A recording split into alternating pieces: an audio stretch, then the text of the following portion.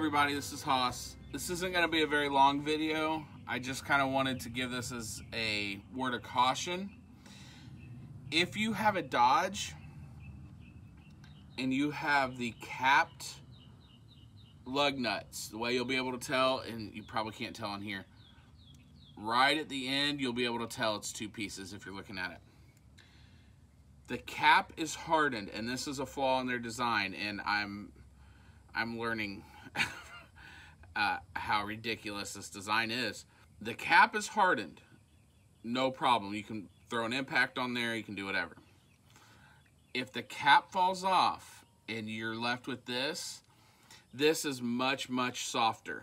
And so tire guys will not think to change sockets because it is a different size, and they'll just throw the 3/4 on here, and it will actually twist on the stud, and you're not going to be able to get it off. The only way you're going to get it off is if you drill out the stud and go through that whole rigmarole. A couple things I want to touch on that. So how I ended up in this situation, my in-laws took their 03 Dodge Durango to get new tires put on it, and the tire guy goes, oh, that lug is all boogered up, I can't do anything here, I'm just strictly a tire shop. Take it to, I won't give the name, but when I heard that's where they took it to, I immediately got irritated because they are the second biggest crook in our county, and I just knew they were going to rip them off. Quoted them $300 or more because they're going to charge by the hour to take a stud out. It is, they said they were going to have to go in, break the rotor, remove the whole hub, and go about it that route. I know they were just going to drill it out because I know how they do business, having been in the auto industry around here. They were just going to drill it out exactly like I did. Now, do they have the press that they could attach to the wheel and drill it out perfectly? Yes. They could get it done very quickly that way. It took me a couple days working a little bit here and there to get it out. One thing that I learned, and I forgot because I had to drill out two studs, I forgot both times, center punches are essential. I thought I was dead center, and when I went to start going, it slipped, and it turned out I wasn't. I got to a certain size, I still had like 2 bits left to hit that magic 1/2-inch drill bit, and it didn't work. It kept catching the side and throwing the drill off. So what I did, I drilled out the stud as much as I could. Then I came in, I can't remember, we spent quite some time up at Advanced talking to my friend who's a parts expert, Sheila, and I can't remember what she called this, if it's a seed or but I don't remember. But I ended up drilling in at the recommendation of another friend who's been a mechanic for most of his life, or all his life. I drilled into here at a 12 and a 3 o'clock, and then I got a not an air chisel. I'm getting me an air hammer with a chisel, because that thing would have saved me hours.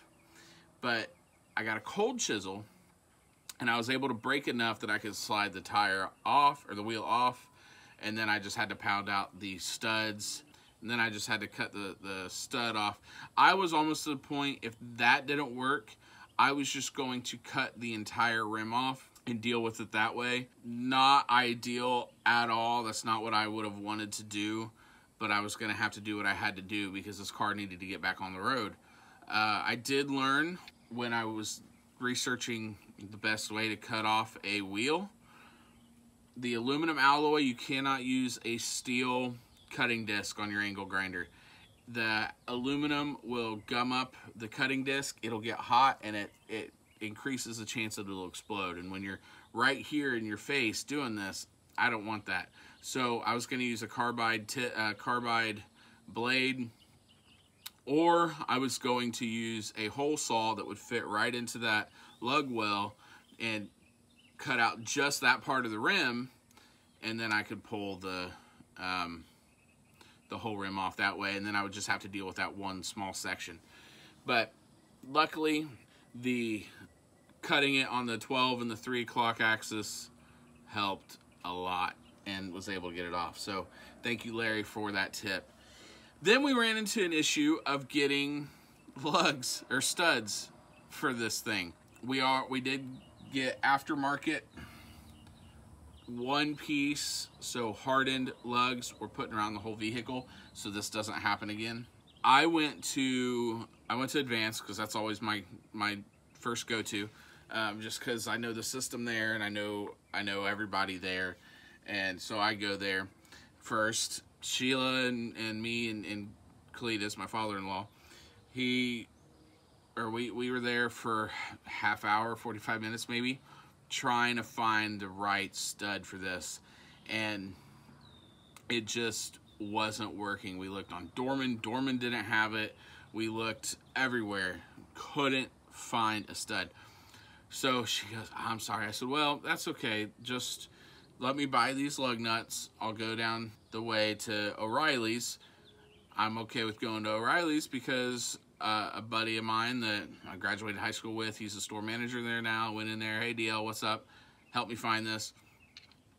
He wasn't there the first time we went. Somebody ordered it, came in. I'm like, oh, that's the wrong size, even though the computer said. So DL looked it up and he goes, oh, that looks like the 4-wheel drive one, even though you have a 2-wheel drive. So he got me that, brought it back. It was still too thin on the knurl. So I took it back, looked, couldn't find it. I went to AutoZone. I do not go to AutoZone.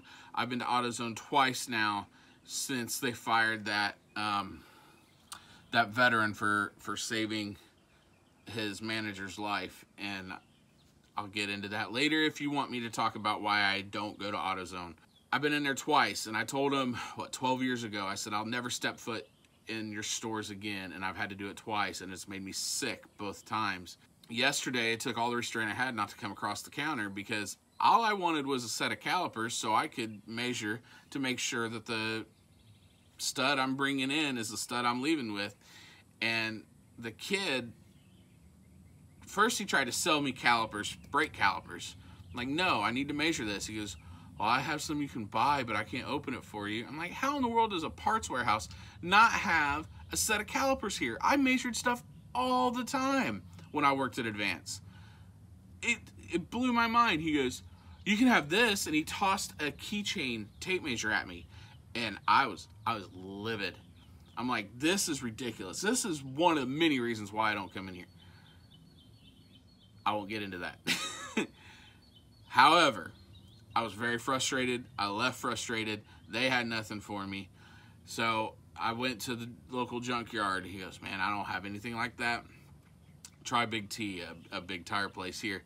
I went there. He goes, I don't know why Max sent you here, because we just get all that stuff from the parts house anyway. I'm like, oh. So I knew I was going to have to go to the dealer. It was too late. I couldn't go to the dealer. Came home. Went back to the dealer this morning, and they had one.